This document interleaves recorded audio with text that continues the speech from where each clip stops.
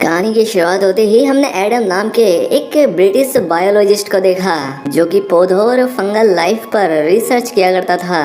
वो अपनी वाइफ और बेटे को लेकर एक रिमोट घर में जा रहा होता है जो कि एक इरिस विलेज है। दरअसल ब्रिटिश सरकार इस जंगल को काटना चाहती थी, लेकिन इस गांव के लोग चाहते हैं कि ये जंगल ना काटा जाए, इसलिए एडम को सरकार द्वारा जंगल की जांच करने के लिए भेजा गया है ताकि वो यहाँ पेड़ पौधों की जांच करके ये पता लगा सके कि किन पेड़ों को काटना सही होगा और किन्हें नहीं। खैर अब एडम अपने बेटे को लेकर पेड़ों के सैंपल लेने के लिए चला गया। खैर अब एडम जब जंगल में होता ही है कि तभी उसका डॉग तेजी से भौंकता हुआ घने जंगल में चला गया, इसलिए एडम भी उसके पीछे चला गया। उसने देखा कि वहाँ पर एक बहुत ही पुराना टूटा हुआ घर है और जब वो उस घर के अंदर गया तो उसने देखा कि दीवार के साथ एक मरा हुआ हिरन चिपका पड़ा है। जब उसने उस हिरन को हटाया तो देखा कि उसके शरीर से काले रंग का एक अजीब किस्म का पदार्थ निकल रहा है, इसलिए एडम उस चीज का भी सैंपल ले लेता है। वहीं दूसरी तरफ एडम की वाइफ को दिखाया गया जो कि घर की सफाइयों में लगी हुई थी और तभी यहाँ पर इस जगह का कोल्म नाम का एक लोकल आदमी अपने बेटे के साथ आ पहुंचा। वो एडम की वाइफ से कहता है कि मैंने तुम्हें पहले भी समझाया था कि यहाँ मत आओ, ये जगह खतरनाक है और तुम्हारा बच्चा छोटा है, तुम्हें उसके बारे में तो कम से कम सोचना ही चाहिए था। दरअसल ये एडम और उसके परिवार के यहाँ आने से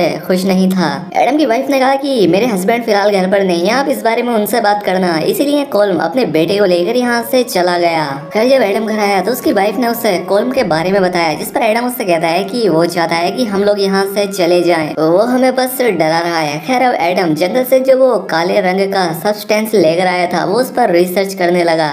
उसने देखा कि उसके अंदर जो सेल्स होते हैं वो अपने आसपास के मौजूद बाकी सेल्स को मार रहे थे और तभी एडम की वाइफ ने यहाँ आकर एडम से कहा कि हमारे बेटे के बेड पर कुछ काले रंग की चीज गिर रही है। एडम तुरंत वहाँ पर गया, लेकिन वहाँ पर कोई भी काले रंग का पदार्थ नहीं होता, इसलिए वो अपने बेटे को सुलाकर वापस नीचे आ गए और तभी इनके बेटे की रोने की आवाज आती है। ये लोग तुरंत भागकर ऊपर जाते हैं, लेकिन किसी ने जल्दी से दरवाजा बंद कर दिया। लेकिन ये लोग किसी तरह से दरवाजा खोलकर अंदर चले गए तो पाया कि इनका बेटा रो रहा है और साथ ही खिड़की भी टूटी हुई थी। इन्हें लगा कि ये गाँव वालों ने किया है, इसलिए इन्होंने पुलिस को बुला लिया और उन्हें ये भी बताया कि आज कोल्म आया था, क्योंकि इन्हें लग रहा था कि उसी ने किया होगा।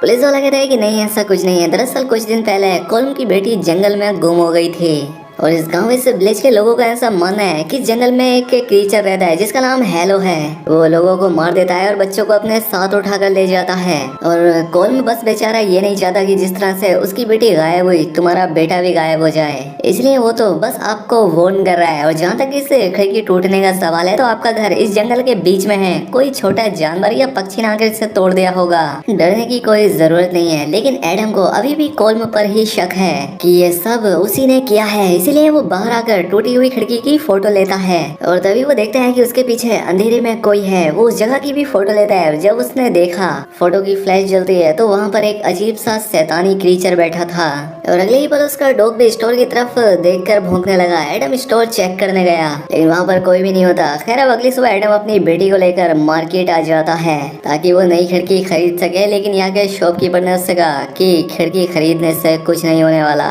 आपको वहाँ पर लोहे की ग्रिल्स लगानी होंगी। दरअसल जब एडम और उसकी वाइफ इस जगह पर शिफ्ट हुए थे तो यहाँ लोहे की ग्रिल्स लगी हुई थी, लेकिन एडम की वाइफ ने वो सब हटा दी थी। खैर एडम को इस दुकानदार की बात समझ तो नहीं आती, इसलिए वो खिड़की बनाने का ही सामान लेकर अपनी बेटी को लेकर घर के लिए निकल पड़ा, जो कि एकदम जंगल के बीच में है। रास्ते में उसकी गाड़ी अचानक से अपना कंट्रोल खोकर बीच में रुक गई और जब उसने खोलकर देखा तो पाया कि इंजन के ऊपर वही काले रंग का पदार्थ है जो उसे हिरन पर मिला था। खैर वो इस सबको इग्नोर करके गाड़ी से टूल बॉक्स से निकालने लगा, लेकिन तभी उसे कोई धक्का देकर डिग्गी में बंद कर देता है। वो डिग्गी में बंद हो चुका है और गाड़ी में उसका बेटा अकेला है। वहीं दूसरी तरफ हमने एडम की वाइफ को देखा जिसे कि अपने बच्चों के कपड़ों के साथ वही काले रंग का पदार्थ मिलता है जो कि एक कंकाल जैसा था।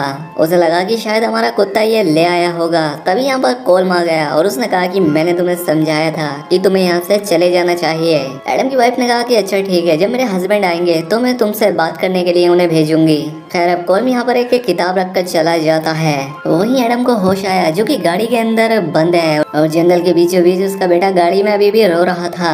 किसी तरह से वो डिग्गी से गाड़ी की सीट को फाड़कर गाड़ी के अंदर आ गया और अपने बेटे को लेकर गाड़ी से बाहर आ गया। उसने देखा कि किसी ने गाड़ी पर बहुत ही खतरनाक स्क्रैचेस किए हैं उसे लगता है कि शायद ये कोल्म का काम है। ये देखकर वो बहुत ज्यादा डर गया। वो जल्दी से अपने बेटे को लेकर घर आया।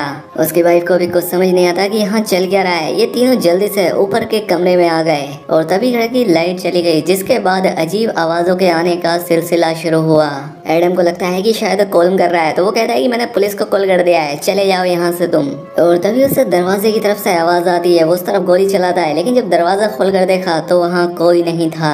इसके बाद एडम उस किताब को खोलता है जिसे कि कोल्म यहाँ छोड़ कर गया था। उस पर काफी सारी सुपर नेचुरल चीजें लिखी हुई थी जो कि उसे कुछ भी समझ नहीं आती। वो कहता है कि हमें यहाँ से निकलना होगा और हमारी गाड़ी जंगल के बीचों बीच खड़ी है, किसी भी तरह से हमें यहाँ से निकलना होगा। और जब ये घर से बाहर निकल जाते हैं तो इन्हें डॉग के भौंकने की आवाजें आई जो कि स्टोर रूम में था।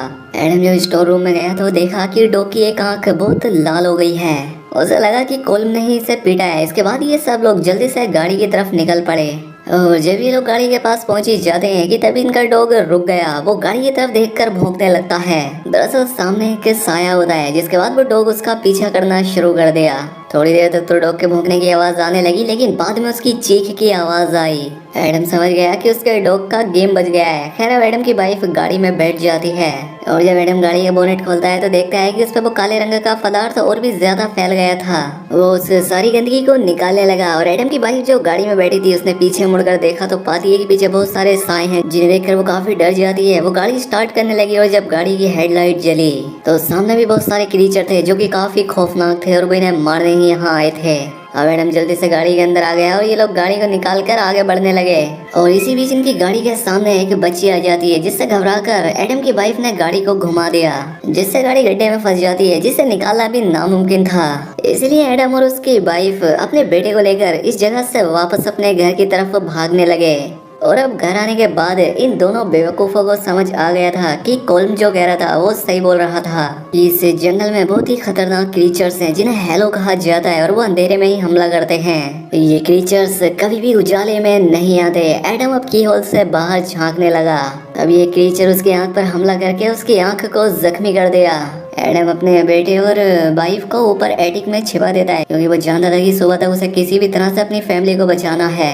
उजाला होते ही सभी क्रीचर्स यहाँ से चले जाएंगे, इसलिए उसने तय किया वो सबसे पहले जनरेटर ऑन करेगा ताकि उजाले से ही क्रीचर घर से दूर चले जाएं। अब यहाँ पर एडम जनरेटर ऑन करने लगा। वहीं दूसरी तरफ एक क्रीचर का हाथ निकल कर आया जो कि एडम की वाइफ पर हमला करना चाहता था, लेकिन इससे पहले वो एडम की वाइफ की आंख को जख्मी करता एडम ने जनरेटर ऑन कर दिया, जिससे लाइट आ जाती है और सभी क्रीचर यहाँ से चले जाते हैं। अब क्योंकि एडम इन्फेक्टेड हो चुका था तो वो खुद भी धीरे धीरे एक हालो क्रीचर में बदलने लगा। वो अपनी वाइफ और बेटे के पास आया और वो अपने बेटे को सेफ रखने के लिए उसे अलमीरा में रख दिया, जिसके बाद वो अपनी वाइफ के साथ मिलकर लोहे की जो रोड यहाँ की खिड़कियों पर लगी हुई थी उन्हें वापस से सेट करता है ताकि कोई भी क्रीचर अंदर ना आ सके। लेकिन पहले से ही एक क्रीचर अंदर था जो कि उसके बेटे को उठाकर ऊपर एटिक में ले गया। एडम जब अपने बेटे को बचाने के लिए ऊपर एटिक में गया तो वो क्रीचर हेलो ने एडम पर अटैक कर दिया। इससे एडम नीचे गिरकर बेहोश हो गया, जिसके बाद उसकी वाइफ अपने बेटे को बचाने के लिए जाती है।